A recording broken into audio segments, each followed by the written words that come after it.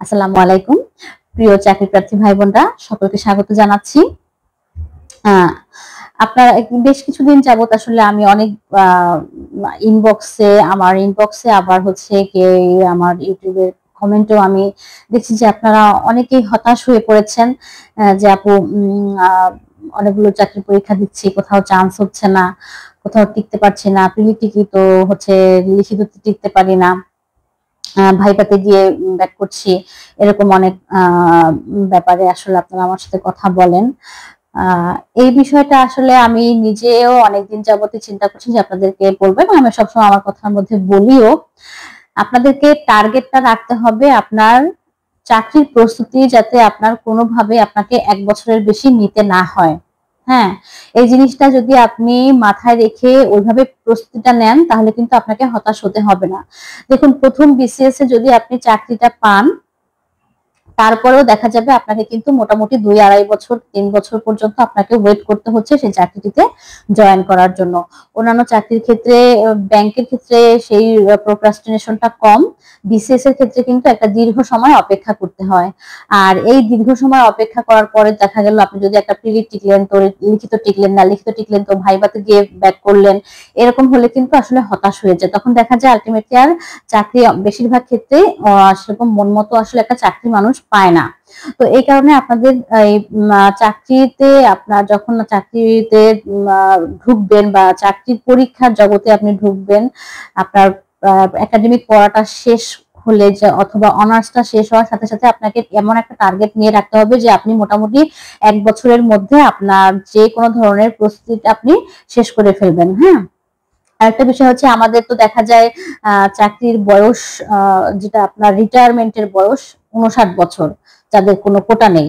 তো এই জিনিসটা তো আমরা চাকরি পাওয়ার আগে জানি না, কিন্তু চাকরি পাওয়ার পরে গিয়ে দেখি যে আসলে যখন আমরা চাকরিটা দেরি করে পাই, যেমন ধরেন যে যদি আপনার শেষ বিসিএস এ বা শেষের একদম বয়স শেষের দিকে যদি আপনি চাকরিটা পান, জয়েন করতে করতে দেখা যায় আপনি যদি 30, 31, 32 বছর বয়সে গিয়ে জয়েন করেন, সেক্ষেত্রে আপনি চাকরি করতে পারবেন অনেক কম সময়, রিলেটিভলি যারা হচ্ছে খুব দ্রুত চাকরিতে জয়েন করে ফেলেছে তাদের থেকে। আবার প্রমোশনের ক্ষেত্রেও কিন্তু আপনি পিছিয়ে যাবেন। আবার দেখা যাবে যখন আপনার থেকে অনেক জুনিয়র ব্যাচের সাথে আপনার সহকর্মীরা আছেন, কিংবা আপনার সহকর্মীরা আছেন যারা অনেক জুনিয়র ব্যাচের, অথবা হচ্ছে দেখা যায় আপনার সহকর্মী আছে কিংবা আপনি সিনিয়র, কিন্তু আপনার সহকর্মী না, সে আপনার সিনিয়র স্যার হয়ে যাচ্ছে। এই বিষয়গুলো আসলে খুবই পীড়াদায়ক। সে কারণে হচ্ছে এই বিষয়গুলো কিন্তু আপনাকে মাথায় রাখতে হবে যে আসলে আপনি কিভাবে প্রথম বিসিএসটা কিংবা আপনার একেবারে বয়সের শুরুটাতে আপনি যাতে মোটামুটি 25-26 বছর বয়সে অথবা সর্বোচ্চ 28 বছর বয়সের মধ্যে যাতে আপনি আপনি চাকরিটা পেয়ে যান। আর আরেকটা বিষয় হচ্ছে, আমাদের মধ্যে প্রিলিমিনারির আগে আমরা যে পরিমাণ সিরিয়াসটা থাকি, হ্যাঁ, বা আমাদের প্রথম দিকে যে সিরিয়াসনেসটা থাকে, সেই সিরিয়াসনেসটা কিন্তু আমাদের দেখা যায় লিখিত কিংবা ভাইবার সময়ে থাকে না। যে কারণে দেখা যায় যে অনেকেই দেখেছি আমি 4-5টা প্রিলিমিনারি টিকেছে, কিন্তু ফাইনালি গিয়ে সে লিখিততে টিকে নেই কিংবা ভাইবাতে টিকে নেই। তো আজকে আমি এই বিষয়টাই আপনাদের সাথে একটু ডিটেইলে আলোচনা করব, যাতে করে আপনারা প্রথম 1 বছর এবং প্রথম বিসিএস কিংবা প্রথম ব্যাংক পরীক্ষা বা অন্যান্য যে প্রথম 1 বছরের মধ্যে আপনি চাকরিটা পেয়ে যান। তো সেক্ষেত্রে আপনাকে কিন্তু প্রত্যেকটা পরীক্ষার প্রত্যেকটা ধাপকে গুরুত্ব দিতে হবে, সেটা প্রিলিমিনারি হোক, লিখিত হোক কিংবা ভাইবা হোক। হ্যাঁ, আপনাকে পড়াশোনার গতিটা যদি আপনি প্রত্যেকটা পরীক্ষা যদি সেম রাখেন, আপনি যেমন পরিমাণ পড়াশোনা করে আপনি প্রিলিমিনারিটা টিকেছেন, ঠিক সেই ধাঁচের পড়াশোনা করে যদি আবার আপনি লিখিতটাও দেন এবং ভাইবাটাও সেভাবে প্রস্তুতি নিয়ে দেন, তাহলে কিন্তু আসলে আপনার চাকরিটা হবেই। আমাদের মধ্যে দেখা যায় যে প্রিলিমিনারি সময় আমাদের আসলে আমার ক্ষেত্রে এই ব্যাপারটা হয়েছিল যে আমি 2 মাস টানা খুব পড়ে আমি প্রিলিমিনারিটা পাস করেছি, কিন্তু দেখা গিয়েছে যে লিখিত সময় গিয়ে আমার পড়তে ভালো লাগছে না, আলসেমি লাগছে বা একটু কাহিল কাহিল লাগছে। হ্যাঁ, এই জিনিসটা কিন্তু করা যাবে না কোনোভাবেই। আপনি এই কনসিস্টেন্সিটা ধরে রাখাটা হচ্ছে চাকরির পরীক্ষায় সবচেয়ে বেশি গুরুত্বপূর্ণ, যে আপনি কনসিস্টেন্সি ধরে রেখে যদি আপনার ওই একেবারে ফাইনাল স্টেজ পর্যন্ত যেতে পারেন, তাহলে কিন্তু আপনি খুব সহজেই চাকরিটা পেয়ে যাবেন। আর এই একটা বছর আপনি যখন অনার্স কমপ্লিট করলেন বা মাস্টার্স কমপ্লিট করলেন, আপনি 1 বছরের একটা শিডিউল করে ফেলবেন যে এই 1 বছরের মধ্যে আপনাকে কি কি করতে হবে। সেক্ষেত্রে আপনার যদি কোনো কিছু বেসিকে আপনি দুর্বল থাকেন, আপনি শুরুতে এই বেসিকের দুর্বলতাটা কাটিয়ে ফেলুন। যেমন ইংরেজিতে যদি আপনার দুর্বলতা থাকে, সেক্ষেত্রে আপনি ইংরেজিতে আসলে আমাদের দুর্বলতা মানেটা কি? আমরা গ্রামার পারি না, আমাদের ভোকাবুলারি কম থাকে, আমাদের হচ্ছে ফ্রি হ্যান্ড রাইটিং স্কিল থাকে না, আমরা অনুবাদ করতে পারি না একটা জিনিস, আমরা হচ্ছে গিয়ে ইংরেজিটা ভালো মতো বুঝি না, হ্যাঁ বুঝি না বিধায় আমরা লিখতেও পারি না। তো এই জিনিসগুলো কিন্তু ইমপ্রুভ করা যায় এবং এটা খুব সহজেই ইমপ্রুভ করা যায়। আপনি শুধুমাত্র গ্রামার গুলো মোটামুটি যা আছে বিসিএস এর যে গ্রামার গুলো আছে সেই গ্রামারই কিন্তু আপনার অন্যান্য সব কিছুতেই কিন্তু সেই গ্রামারই আছে। তো সেই গ্রামারের টপিক গুলো ধরে ধরে আপনি পড়ে ফেলেন, এরপর নিজে নিজে কিছু লেখালেখির চেষ্টা করেন। একটা পত্রিকা পড়লেন, সেটা যে ধরনের একটা সাম্প্রতিক ইস্যু চলমান আছে, সেই সাম্প্রতিক চলমান একটা ইস্যু নিয়ে আপনি একটু পড়াশোনা করলেন, এরপর নিজেই সেটা নিয়ে লেখার চেষ্টা করলেন। নিজে লিখে দেখেন যে আপনার সেন্টেন্স স্ট্রাকচার ঠিক আছে কিনা, গ্রামাটিক্যালি আপনি কোনো মিস্টেক করছেন কিনা। এভাবে আপনি ধরেন আপনি এইভাবে টার্গেট নেন যে আমি 1 মাস শুধু ইংরেজি পড়ে আমার ইংরেজির যে বেসিকটা দুর্বল আছে আমি সেই বেসিকটাকে ঠিক করে ফেলবো, এটা করেন। এরপরে হচ্ছে বা গণিতে তো সবারই আমাদের কম বেশি বেসিক দুর্বলতা থাকে, হ্যাঁ গণিত ইংরেজি দুটাতেই। গণিতটাও আপনি বিসিএস এবং ব্যাংক এগুলোতে কি বীজগণিত, পাটিগণিত, জ্যামিতি এই জিনিসগুলোই তো আছে। আপনি আপনার এই মানে আপনার স্টুডেন্ট লাইফে কিংবা হচ্ছে যখন একেবারে শুরুতে আপনি অনার্স শেষ করে ফেলেছেন, একদম স্টার্টিং এ আপনি এরকম একটা বই নেন, বিসিএস এর জন্য একটা বই নেন, আর হচ্ছে ইংরেজি বিসিএস এর জন্য একটা বই নেন, আর ব্যাংক লেভেলের জন্য একটা বই নেন। এরপরে বইগুলো ধরে ধরে সবগুলো করে ফেলেন, করে করে আপনার যে বেসিকের যে দুর্বলতা আছে সেই দুর্বলতাটা আপনি কাটিয়ে ফেলেন। আপনার বেসিকের যদি দুর্বলতাটা কেটে যায়, তাহলে কিন্তু আপনি অনেক কম পড়েও কিন্তু আসলে ভালো করতে পারবেন। অনেকে আমাকে এই প্রশ্নটা করেন যে আপু শুধু জব সলিউশন পড়ে কি এই পরীক্ষায় টেকা যাবে? আপু শুধু ডাইজেস্ট পড়ে কি এই পরীক্ষাতে টেকা যাবে? দেখেন, আপনি কোনো কিছু না পড়েও টিকতে পারেন যদি আপনার সেই পরিমাণ পড়াশোনা আপনার আগে করা থাকে, মানে আপনার বেসিকটা যদি স্ট্রং থাকে। হ্যাঁ, যেমন অনেকেই আছে যারা স্টুডেন্ট লাইফে প্রচুর সিনেমা দেখেছে, হ্যাঁ যারা ধরেন বাংলা সাহিত্য রিলেটেড কিন্তু বাংলাদেশে প্রায় হাজার হাজার হাজার খানেক সিনেমা আছে। তো যারা এই ধরনের সিনেমা দেখেছে তারা যখন সাহিত্য পড়তে যাবে তাদের তো আসলে পড়তে সময় লাগবে না। যেমন আমি যখন সাহিত্য পড়তে গিয়েছি আমার মোটামুটি সাহিত্য আমার পড়াও ছিল, মানে মোটামুটি সব বাংলাদেশের যে বিখ্যাত লেখকরা আছেন তাদের সবার লেখা আমার পড়া ছিল, সেগুলো যেগুলো থেকে সিনেমা বানানো আছে সেই সিনেমাগুলো আমার দেখা ছিল, যে কারণে বাংলাটা আমার পড়তে খুব ভালো লাগতো। আমি দেখা গিয়েছে যে বাংলা একবার পড়লে আমার এগুলো মনে থাকতো, কারণ আমি তো সিনেমা দেখেছি, আমি নৌকাডুবি দেখেছি, আমি চোখের বালি দেখেছি, আমি হচ্ছে আপনার বঙ্কিমচন্দ্রের 14টা উপন্যাস নিয়ে মোটামুটি সবগুলো নিয়ে সিনেমা আছে। তো এগুলো যখন আমি দেখে ফেলেছি তখন তো আমার এই জিনিসটা পড়তে বেশি সময় লাগবে না। আবার ধরেন অনেকেই আছে যে ছোটবেলা থেকেই তাদের ইংরেজির একটা ভালো টিচার পেয়েছে, ভালো স্কুলে পড়াশোনা করেছে, তাদের একটা ইংরেজির একটা স্ট্রং বেসিক আছে, গণিতের এরকম একটা স্ট্রং বেসিক আছে, সে তো আসলে না পড়লেও হবে, তার সাথে তো আপনার তুলনা না। হ্যাঁ, এখন আরেকটা বিষয় হচ্ছে যে আপনারা যাদের আগে থেকে বেসিক ভালো সেটা তো তার প্লাস পয়েন্ট, কিন্তু যার নেই তারও তো এটা, মানে এটা তার একটা মাইনাস পয়েন্ট, ঠিক আছে, বাট সে তো তার তো এই জিনিসটাকে ইমপ্রুভ করার সুযোগ আছে, সে এই জিনিসটাকে ইমপ্রুভ করে ফেলেন, এবং এই জিনিসটা যদি আপনি চান চেষ্টা করেন ইমপ্রুভ করার, তাহলে কিন্তু খুব বেশি সময়ের ব্যাপার না, এটা কিন্তু খুব সহজেই ইমপ্রুভ করা হয়ে যাবে। তো যখন আপনার বেসিকটা আপনি ইয়ে করে ফেললেন, ইমপ্রুভ করে ফেললেন, এরপরে আপনাকে যেটা করতে হবে, আপনাকে সিলেবাস ধরে ধরে সবগুলো স্টেজের জন্য প্রিপারেশনটা নিতে হবে।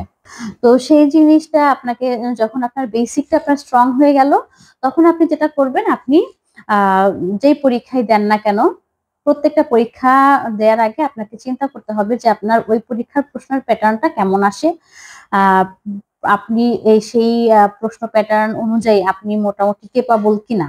হ্যাঁ, এই জিনিসটা আপনার ক্যাপাসিটির উপরেও কিন্তু অনেক কিছু নির্ভর করে। হ্যাঁ, আপনার যখন কোনো বেসিকে থাকবেন, আপনি চিন্তা করলেন যে আপনি পররাষ্ট্র ক্যাডারে চলে যাবেন, সেই জিনিসটা কিন্তু হবে না। আপনাকে আগে নিজেকে ওই পরিমাণ ফাউন্ডেশনটা তৈরি করতে হবে, এরপরে গিয়ে আপনার হচ্ছে অ্যাম্বিশনটা আপনার। এখন যে ওই যে প্রথম বিসিএসটা থেকে যেভাবে আপনি হচ্ছে ক্যাডার পেতে পারেন, কিংবা আপনার প্রথম 1 বছরের মধ্যে আপনি ক্যাডার বা আপনার হচ্ছে চাকরিটা পেতে পারেন, সেই জন্য আপনাকে ওই বিসিএস বেস এবং ব্যাংক বেস প্রিপারেশনটা আপনি নেবেন, এবং কনসিস্টেন্সি ধরে রাখার চেষ্টাটা করবেন। আপনি একটা বছর যদি আপনি টানা 10 ঘন্টা পড়েন, সেখানে 1 বছর তো আসলে টানা 10 ঘন্টা পড়া মানে বিশাল বিশাল বিশাল পড়াশোনা করা, হ্যাঁ, হিউজ পড়াশোনা করা। 1 বছর না করতে পারবেন না, হয়তো আপনাদের এর মধ্যে অনেক ধরনের সমস্যা আসবে, সেই সমস্যাগুলো আপনাকে ওভারকাম করতে হবে, এরপরে আবার পড়াশোনায় কনসেন্ট্রেট করতে হবে। কিন্তু আপনারা চেষ্টা করবেন যে মোটামুটি 1 বছরের মতো আপনারা একেবারে মানে যত বাধাই আসুক না কেন আপনি এই কনসিস্টেন্সিটা ধরে রাখার চেষ্টা করবেন। আর 1 বছর যদি আপনি পড়াশোনা করেন, মোটামুটি আপনি প্রিলির যে ফেজটা আছে সেই ফেজটা কমপ্লিট করতে পারবেন, লিখিত যে ফেজটা আছে সেইটাও কমপ্লিট করতে পারবেন, এবং ভাইবার জন্য আপনি নিজেকে প্রিপেয়ার করতে পারবেন। তো সেইভাবে আপনি মাইন্ডসেট করেন যে আমি আসলে যত যাই হোক না কেন আমার লাইফে আমি এই 1টা বছর এভাবে প্রিপারেশন নেব। আপনি শুধু এই জিনিসটা দেখেন যে আপনি যেই চাকরির পরীক্ষা, বিশেষ করে বিসিএস এবং ব্যাংক, এই পরীক্ষার জন্য আপনি প্রস্তুতি নিচ্ছেন এবং আপনার প্রস্তুতি আছে, এই জিনিসটা মাথায় রাখবেন যে প্রস্তুতি নিয়ে যদি আপনি যান পরীক্ষার হলে, তাহলে কিন্তু আপনার অবশ্যই ভালো পরীক্ষা হবে। প্রশ্ন যেমনই হোক না কেন আপনার প্রস্তুতি যদি ভালো হয় আপনি ভালো করবেন। যদি কঠিন প্রশ্ন হয় সেক্ষেত্রে আপনি হয়তো কম নাম্বার পেয়ে টিকবেন, আবার সহজ প্রশ্ন হলে আপনি বেশি নাম্বার পেয়ে টিকবেন, কিন্তু আপনি টিকবেন। সেই 1 বছরের প্রস্তুতিটা আপনার কেমন হবে এই জিনিসটা আপনি রাখেন। আমি সবাইকে বলি যে আপনারা মূলত বিসিএস বেস প্রিপারেশনটা নেবেন, সাথে আপনারা ব্যাংকের জন্য এক্সট্রা যে ম্যাথটা লাগে সেই জন্য ম্যাথ বইটা কমপ্লিট করবেন। তো সেক্ষেত্রে আপনারা যেটা করবেন যে আপনারা বিসিএস এর সম্পূর্ণ সিলেবাস এবং বই মোটামুটি যতগুলো লাগে, সেটা বেসিক বই হোক কিংবা হচ্ছে আপনার বেসিক ছাড়া যেটা গাইড বই আছে, বিভিন্ন প্রকাশনের বই বের হয়, সেই যতগুলো বই কেনার দরকার হয় আপনারা সেই বইগুলো কিনে ফেলেন, যতখানি আপনারা অ্যাফোর্ড করতে পারেন সেই বইগুলো কিনে আপনারা একটা কম্বাইন্ড প্রিপারেশন নেন। সেটা বিসিএস এর লিখিত প্রিপারেশনটা যদি একসাথে নিতে পারেন সেটা খুব ভালো হয়। এরপরে গিয়ে যে বিসিএস এর প্রিলির যতখানি আপনার বাত আছে, লিখিত যতখানি বাত আছে সেটা আপনি পরে গিয়ে কভার করে ফেলবেন। তো এইভাবে পড়াশোনা করলে দেখা যাবে কি আপনি হচ্ছে 1 বছরের মধ্যে মোটামুটি বিসিএস যেটা আছে সিলেবাস, ব্যাংকের যেটা সিলেবাস আছে সেটা আপনি কমপ্লিট করে ফেলতে পারবেন। এরপরে দেখা যাবে আসলে আমাদের সিলেবাস কমপ্লিট হয়ে গেল বা আমরা 1 বছর প্রিপারেশন নিলে আমাদের আসলে বেশ কিছু সময় ওয়েট করতে হয়। যেমন যে বিসিএস এর ক্ষেত্রে আপনাকে কিন্তু ওয়েট করতে হবে বেশ কিছু সময়। তো এই ওয়েট করার সময়টাতে আপনি যাতে বেশি বেশি করে রিভিশন দিতে পারেন, সেই জিনিসটাকে আপনাকে এনশিওর করতে হবে। আপনি ধরুন 1 বছর সম্পূর্ণ করে ফেলে আপনার তো পুরোপুরি সিলেবাসটা কমপ্লিট হয়েই গিয়েছে। এখন আপনি যেটা করবেন যে আপনি বারবার শুধু রিভিশন দিতে থাকবেন। যে পরীক্ষা আপনার সামনে আসে আপনি জাস্ট রিভাইজ করে করে আপনি পরীক্ষা দিতে যাবেন এবং প্রস্তুতিটা ভালো নিয়ে যাবেন। দেখেন না, বিসিএস এর ক্ষেত্রে আমাদের দেখা যায় বেশিরভাগ সময় প্রিলি এবং লিখিতর আগে আমরা একটা খেই হারিয়ে ফেলার মতো অবস্থা হয়, যে আসলে আমরা মনে হয় যে আমরা কিছুই পারিনি। এটা আমাদের যাদের আসলে প্রস্তুতিতে ঘাটতি থাকে তাদের এই বিষয়গুলো হয়। যাদের মোটামুটি ভালো প্রস্তুতি থাকে তাদের কিন্তু খুব বেশি ওরকম ভাবে টেনশন হয় না, কারণ এখানে কিন্তু যারা একদম টপ লেভেলের ক্যাডার গুলো হয় তাদের দেখা যায় আসলে একটা গুছানো প্রস্তুতি থাকে। এই গুছানো প্রস্তুতিটা যদি আপনি নিতে পারেন তাহলে কিন্তু আপনি খুব সহজেই একটা চাকরি পেয়ে যাবেন, এবং সেটি হচ্ছে আপনাদের সেই চাকরিটি আসলে পাওয়াটা আপনাদের জন্য খুব বেশি কঠিন কিছু হবে না যদি আপনারা ওরকম একটা গুছানো প্রস্তুতিটা নিতে পারেন। আর এই জন্য আপনারা যেটা করবেন যে প্রত্যেকটা বই খাতা কিনে নোট করে, আলাদা আলাদা নোট খাতা, আমি যেটা বলেছি যে আপনারা কিভাবে প্রিলিমিনারি 3 মাসের একটা প্রস্তুতি নিতে পারেন, 6 মাসের নিলে সেটা লিখিত প্রিলিমিনারি সেভাবে প্রস্তুতি নিতে পারেন। আর যারা হচ্ছে স্টুডেন্ট আছেন, হ্যাঁ, যারা অনার্স লেভেলে আছেন তারা কিন্তু এই সময়টাতে আপনাদের যে বেসিকের যে দুর্বলতা আছে সেই বেসিকটাকে একটা স্ট্রং জায়গায় নিয়ে যেতে পারেন। আপনাদের যদি ইংলিশের ফ্লুয়েন্সি কম থাকে, ইংলিশের স্পিকিং, আপনার হচ্ছে রিডিং রাইটিং, এই জিনিসগুলো কিন্তু আপনারা এই সময়টাতে ইমপ্রুভ করে ফেলতে পারেন। আর আপনি যখন একটা স্ট্রং বেসিক নিয়ে আসবেন তখন দেখবেন যে আপনার অ্যাম্বিশন অটোমেটিকলি আসলে অনেক হাই হয়ে গিয়েছে। আর এই হাই অ্যাম্বিশন থাকলে আপনি কিন্তু একটা অবশ্যই ভালো একটা জায়গায় যাবেন। আর একটা বিষয় যে আমরা তো চাকরি পাওয়ার আগে, চাকরি পাওয়ার পরের যে যে মানে সিচুয়েশনটা, এই সিচুয়েশনটা আসলে জানি না। এই সিচুয়েশনটা জানি না বিধায় আমরা কিন্তু দেখা যায় অনেক কিছু অনেক সময় ভুল ডিসিশন নেয়। এই কারণে আপনাকে করতে হবে যাতে আপনি ফ্রেশার্স থাকা অবস্থাতে একটা চাকরিতে ঢুকতে পারেন। সেক্ষেত্রে আপনি চাকরি জীবনে আসলে অনেক সুবিধা পাবেন। যে সুবিধাগুলোর কথা আসলে আপনারা আগে বুঝতে পারেন না, যেটা আমরা যারা চাকরি পেয়েছি তারা বুঝি। আর একটা বিষয় যে আপনার ব্যাচমেটদের সাথে আপনি যখন চাকরি করবেন সেটার একটা ইন্টারেস্ট আলাদা। আর আপনাকে যখন একজন জুনিয়র সহকর্মীর আন্ডারে চাকরি করতে হবে সেই জিনিসটা কিন্তু আসলে খুবই পেইনফুল। আর এটার চেয়ে সবচেয়ে বড় পেইনফুল হচ্ছে যে আপনার আর্থিক অনেক বড় লসের সম্মুখীন আপনি হবেন। আপনার প্রমোশনের দিক থেকে আপনি অনেক পিছিয়ে পড়বেন। আপনার চাকরির বয়সটা আপনি অনেক কম পাবেন, যে কারণে হচ্ছে আপনি অন্যান্যদের থেকে হচ্ছে গিয়ে চাকরিকালীন সময় যে গবেষণাগুলো করা যায়, বিভিন্ন ধরনের মানে ডিগ্রি দেওয়া যায়, সেই বিষয়গুলোতেও কিন্তু আপনি পিছিয়ে পড়বেন। তো এই পিছিয়ে পড়া যাতে আপনার না লাগে, সেই জন্য হচ্ছে আপনি প্রথম বিসিএসটা থেকেই ক্যাডার হওয়ার জন্য চেষ্টা করবেন। আর প্রত্যেকটা সাবজেক্টকে গুরুত্ব দিয়ে পড়াশোনা করবেন। হ্যাঁ, যখন আপনি দেখলেন যে আপনার বেসিকটা মোটামুটি ভালো হয়ে গিয়েছে, বাংলা ইংরেজি গণিতেই তো বেসিকটা আসলে মেইনলি প্রয়োজন, বাকি যে জিনিসগুলো আছে সেই জিনিসগুলো তো আসলে রিডিং দিয়ে দিয়ে পড়াশোনা করেও কমপ্লিট করে ফেলা যায়। তো সেই জিনিসগুলো আপনারা যেটা করবেন যে রিডিং দিয়ে দিয়ে দিয়ে দিয়ে সব সব প্রত্যেকটা আপনার যাতে একটা সাবজেক্টও না থাকে যে সেই সাবজেক্টে আপনি প্রিপারেশন নেননি বা আধা প্রিপারেশন নিয়ে গেছেন, সেরকম যদি হয় তাহলে কিন্তু আসলে আপনারা ওই লং রানে আর ভালো করতে পারবেন না। আপনার প্রত্যেকটা সাবজেক্টে আপনার প্রিপারেশনটা ভালো আছে, এই জিনিসটা এনশিওর করতে পারলে আপনি হচ্ছে গিয়ে কিন্তু ভালো করবেন। কারণ দেখা যায় কি, এখানে আমাদের তো সাবজেক্ট ধরেন 8টা 9টা সাবজেক্ট থাকে। তো কখনো কখনো দেখা যায় কোনো কোনো প্রশ্নে খুব কঠিন প্রশ্ন করে ফেলে। সেই কঠিন প্রশ্নগুলো আপনি যখন বেসিক ভালো থাকলে অনেক সময় আপনি উত্তর করতে পারবেন না, কিন্তু যে জিনিসটাতে আপনার একটু দুর্বলতা আছে সেই প্রশ্ন দেখা গেল সহজ করে ফেললো, তখন কিন্তু আপনি ওই সহজ প্রশ্নটা থেকে কিন্তু আনসার করে আপনি কিন্তু নাম্বার বেশি তুলতে পারবেন। এটা যেমন প্রিলিমিনারির ক্ষেত্রে হয়। প্রিলিমিনারিতে তো আপনার আসলে সবগুলোর জন্য 1 নাম্বার, সেখানে আপনি বাংলায় পান, ইংরেজি গণিতে পান বা হচ্ছে সাধারণ জ্ঞানে পান, একই তো নাম্বার, তাই না? সেই নাম্বারে কিন্তু মানে ইয়ে না, এই জন্য প্রত্যেকটা সাবজেক্টকে আপনাকে গুরুত্ব দিতে হবে। আর লিখিতর ক্ষেত্রে যেটা হয় যে লিখিততেও কিন্তু এরকম কোনো কোনো বিসিএস এ দেখা যায় অনেক সহজ প্রশ্ন হয়, আবার কোনো কোনো বিসিএস এ দেখা যায় কঠিন প্রশ্ন হয়, আবার দেখা যায় কোনো কোনো একটা সাবজেক্টে এত বেশি কঠিন দিয়ে ফেলো যে আপনি বেসিক দিয়েও আপনি সেটা খুব বেশি উতরে ফেলতে পারছেন না। আবার অনেক সময় দেখা যায় এত কঠিন যে আপনার বেসিকটা এখানে কাজে লেগেছে। আবার কিছু জিনিস আছে আপনি জাস্ট পড়লেই পেয়ে যাচ্ছেন, কিন্তু আপনি ওইখানে আপনার বাংলা ইংরেজি গণিত বিজ্ঞান এগুলোতে গুরুত্ব দিতে গিয়ে সেই জিনিসগুলোকে আপনি বেশি গুরুত্ব দিতে পারেন। আমার ক্ষেত্রে যেমন হয়েছিল যে আমি প্রথম বিসিএসটাতে আমি সাধারণ জ্ঞান যেটা আন্তর্জাতিক বিষয়গুলো আমি রিডিংই দিয়ে যেতে পারিনি, যে কারণে দেখা গিয়েছে যে আমি বাকি সব সাবজেক্টে কিন্তু আমি 70+ নাম্বার পেলেও ওইখানে গিয়ে আমার নাম্বার অনেক ফল করেছে, যে কারণে আমার টোটাল নাম্বারটা আবার ক্যাডারের ক্ষেত্রে কিন্তু ক্যাডার প্রাপ্তিতে কিন্তু সেই জিনিসটা আসলে আমাকে অনেক ভুগিয়েছে। তো এই ব্যাপারটা আপনাকে করতে হবে যে এই জিনিসগুলো যাতে আপনাকে প্রথম বিসিএস এই যাতে আপনি এই জিনিসটা বোঝেন, এই এই ব্যাপারটা বুঝতে যাতে আপনাকে আরো 2-3টা বিসিএস না দিতে হয়। হ্যাঁ, এই জিনিসটা আপনাকে শুরুর দিকেই মাথায় রাখতে হবে যে আমার টার্গেটটা থাকবে যে প্রত্যেকটা সাবজেক্টকে আমি সমান পরিমাণ গুরুত্ব দেব, এবং সেই সমান পরিমাণ গুরুত্ব দিতে গিয়ে দেখা যায় এখানে মানে ইকুয়ালিটির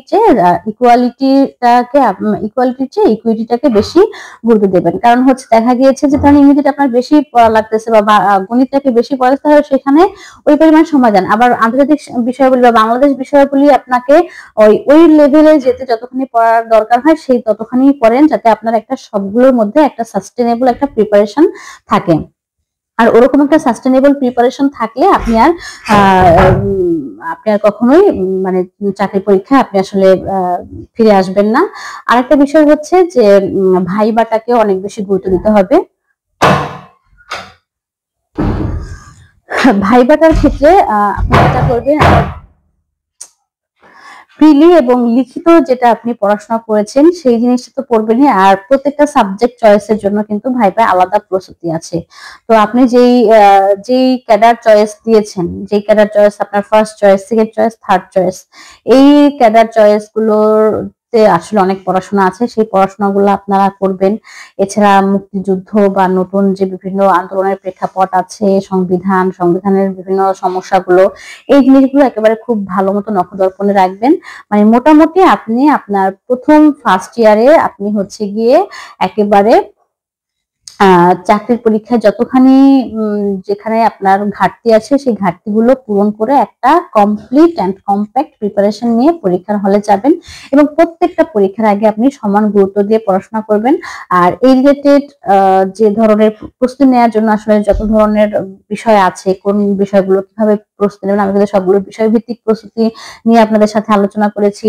কম্প্যাক্টলি কিভাবে পড়াশোনা করতে হবে সেটি আলোচনা করেছি, ডাইজেস্ট কিভাবে পড়তে হবে, জব সলিউশন কিভাবে পড়তে হবে, সবগুলো কিন্তু আমি আপনাদেরকে এক এক করে বলে দিয়েছি। এরপরে যদি আপনাদের কোনো বিষয়ে জিজ্ঞাসা থাকে, কোনো কিছু জানার ইচ্ছা থাকে, আর অন্য কোনো আরো বেশি মোর ইনফরমেশন থাকে, আমি ক্লাসও নিব, একটা করে অনেকগুলো ক্লাস নিয়েছি, আরো ক্লাস নিব। আপনাদের যদি এরপরে যদি কোনো জিজ্ঞাসা থাকে, কোনো প্রশ্ন থাকে, সেটা আমাকে অবশ্যই আপনারা করবেন।